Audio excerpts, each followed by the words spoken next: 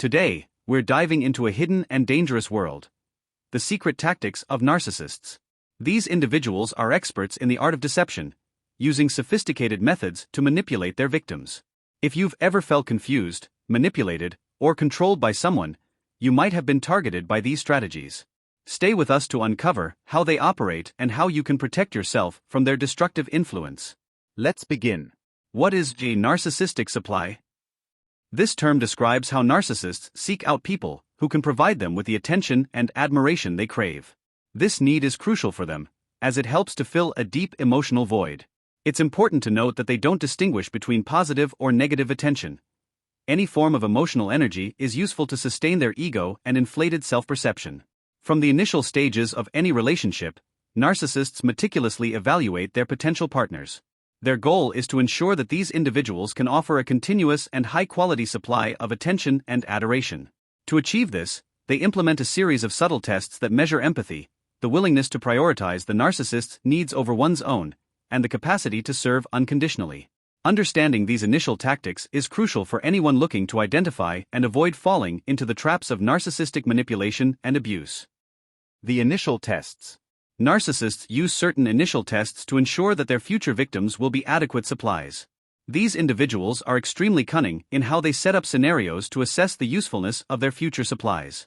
Without the victim realizing, the narcissist introduces subtle challenges and conflicts to observe how they respond to adversity and stress. This can manifest in requests for favors to see how far someone is willing to go for them, or how they sacrifice their own needs to meet the demands of the narcissist. As these tests proceed, the narcissist observes and analyzes each reaction and decision, gathering crucial information that they will later use to their advantage. They pay special attention to how the person handles personal boundaries and their willingness to yield to pressures. Excessive empathy, generosity, and a lack of clear boundaries are seen as particularly valuable qualities because they indicate an easier capacity to be manipulated and emotionally controlled. This testing process is not random. It is meticulously designed to wear down the victim's resistance and increase their tolerance for abusive and unhealthy behaviors. Through this method, the narcissist ensures that their choice of victim can provide the level of attention and adoration they require, thus establishing a highly imbalanced power dynamic. Emotional dependency.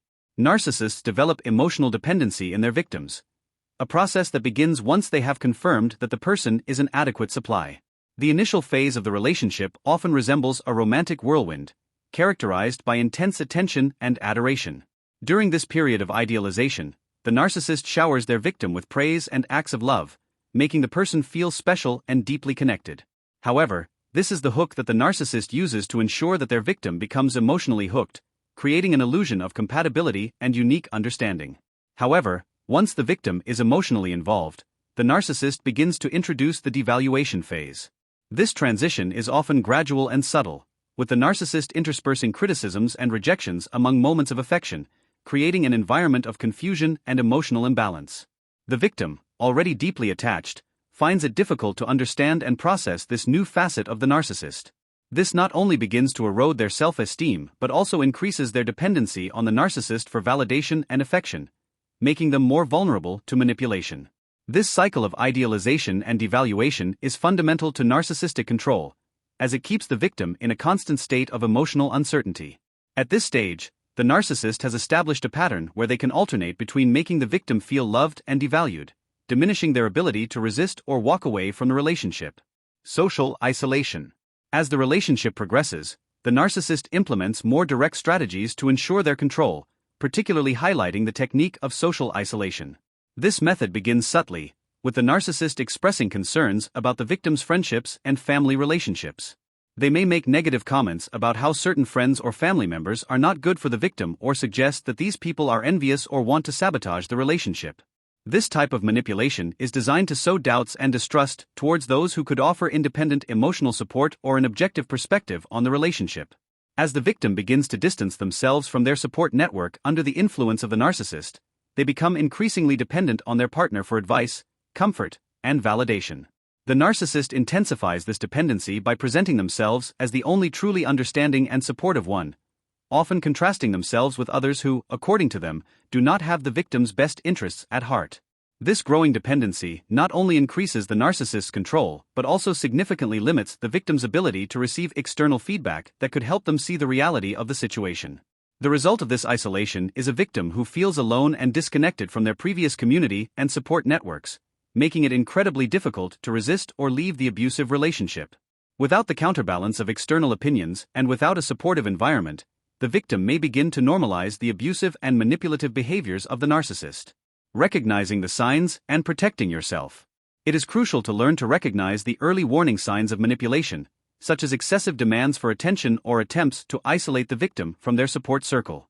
Establishing and maintaining clear and firm boundaries is crucial for safeguarding emotional health and personal independence. Additionally, seeking support from trusted friends, family members, or mental health professionals can provide the necessary perspectives to see the situation more clearly and strengthen emotional resilience.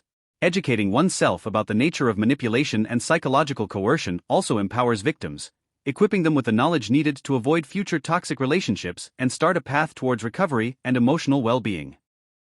I would love to hear your thoughts and experiences in the comments, and if you liked the video, don't forget to hit the like button and subscribe to the channel. See you in the next video.